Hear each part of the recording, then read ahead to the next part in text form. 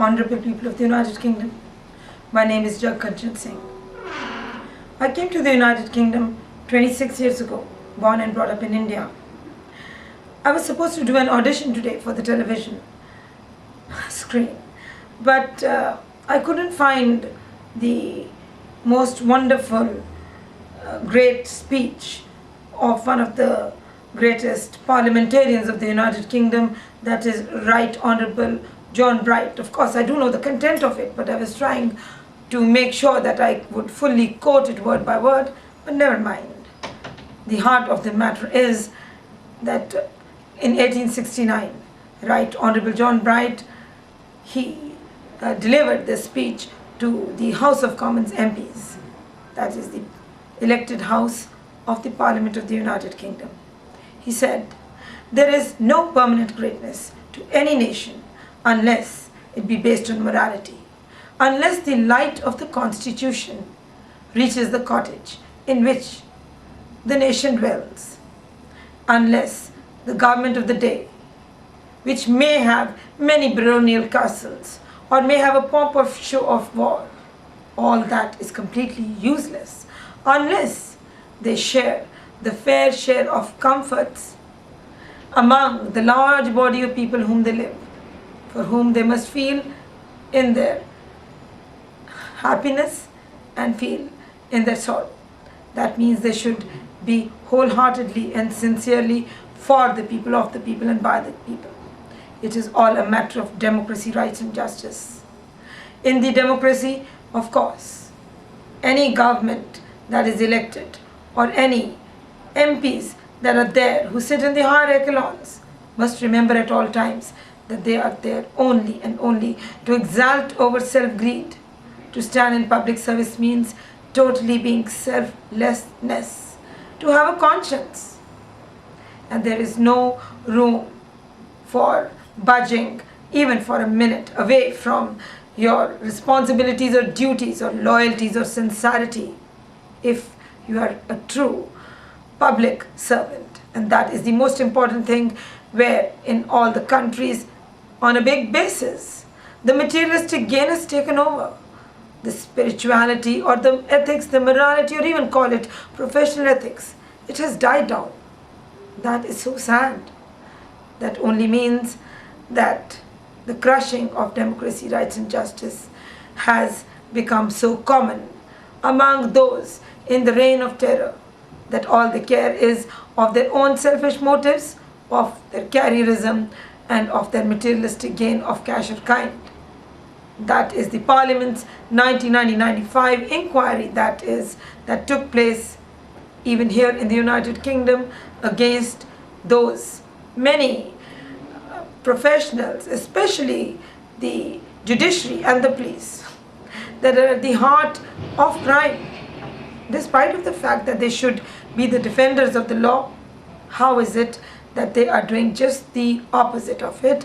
That is, instead of standing for embracing the British law that is safeguarding the rights of the common man of Britain like anything, but they have fallen below standards and inwardly, internally, in concealment, or that is what is said about it, that it's a secret society. It is all about latency, secrecy and concealment.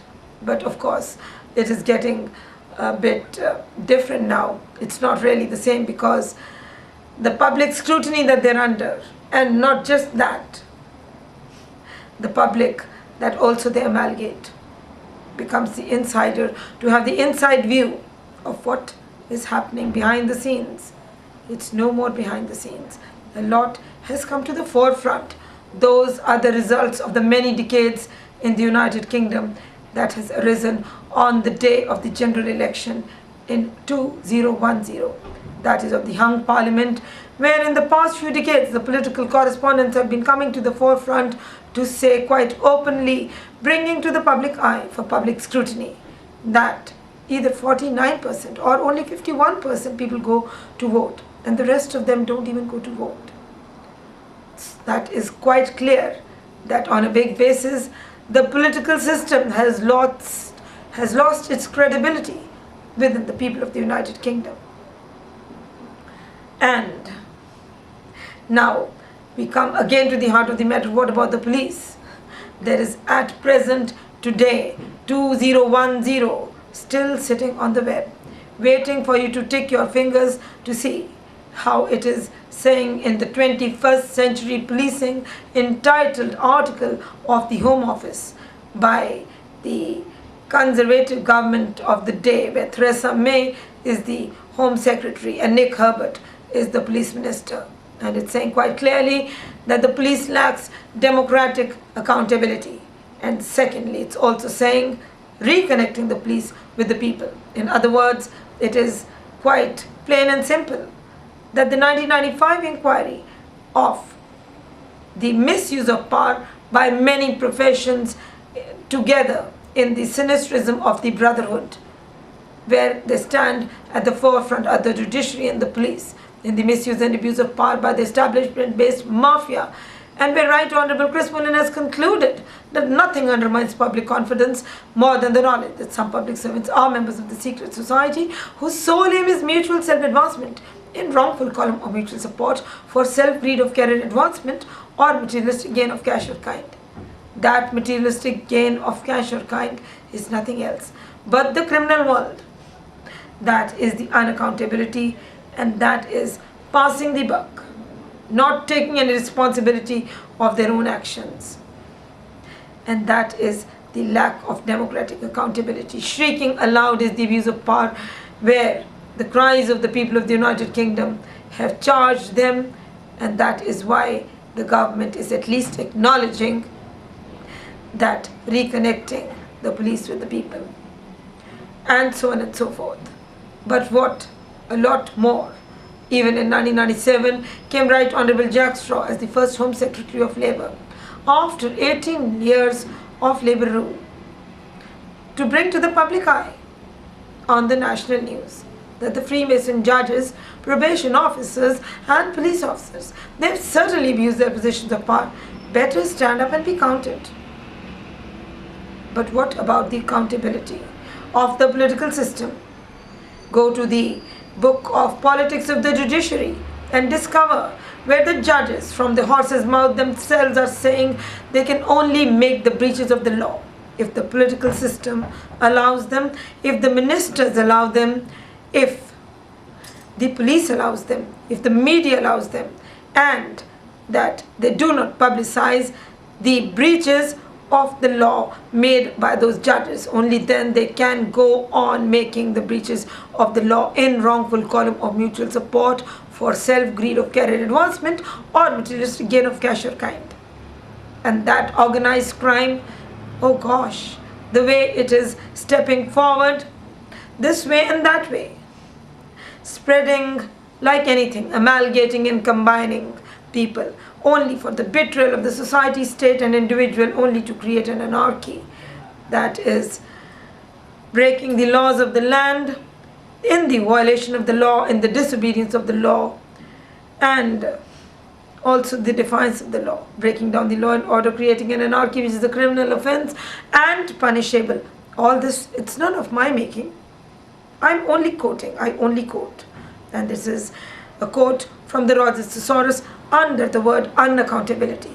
So that democratic accountability, you can imagine, which is lacking. It's only clearly meaning that the police is embroiled heavily into criminal activity. Well, again, I'm not saying it. Please go back to the book of Martin Short, Inside the Brotherhood, the exposure that has been accepted by the Parliament's inquiry, where the Chief Justice's statement in there is saying there is wholesale corruption within the police. And there is a Birmingham policeman in that exposure also telling and exposing to the people of the United Kingdom about the intimacy within the judiciary and the police, within the Freemasonry. That they are the ones that change their allegiance, duty, loyalty and responsibility from law to crime. That's again in the Rogers Thesaurus under the direct connotation of betrayal is the word allegiance, that unmasks it all, tears it into the open, into the public eye. And there, well, that is education and culture. even if I wasn't born, or I never came to the United Kingdom, or I never existed in this world. All this was there. But then, a lot more to it. What is the question at the end of the day? What is the heart of the matter? That which Right Honorable John Bright is saying, even if you have baronial castles and you have pomp and show of war, if you're not a good person, if you don't feel for others, if you don't have your virtues and values, if the morality is not there, because law, if you go to any dictionary, is morality, is ethics, is righteousness. And if you go to the Bible, you'll find that even the throne of Lord Jesus Christ is based on righteousness. It is no different. Of course, in the world of today, on the one hand, people in general would say, oh, are you buying the Christmas presents? Are you celebrating Christmas? And on the other hand, some people wouldn't like to say that, even they are religious. They don't like the idea. But on the other hand, religion and law, they're completely inseparable. The ethics, the morality is exactly the same. And the professional ethics as well. So unless you're absolutely dedicated to democracy, rights and justice, you exalt over self-greed. And that is what is needed from a whole new generation to come forward. And I believe that that new generation is here and now. And I believe they will be the doers. Thy will be done, thy kingdom come on earth as in heaven. You really wonder, why is this woman of all the people coming from India and talking about the Lord's Prayer? But you do not know that I did go to a Christian school. I do have the Christian influences on me as well. And you like to imbibe every good thing of every other religion too. Humanity is the same, God is the same. All the other religions are only paths to the same God. What's the grand idea of fighting over this or that? People should live and let live. That is the beginning, that is the middle, and that is the end. Have a nice day, have a wonderful life, and people should live and let live. Thank you so much.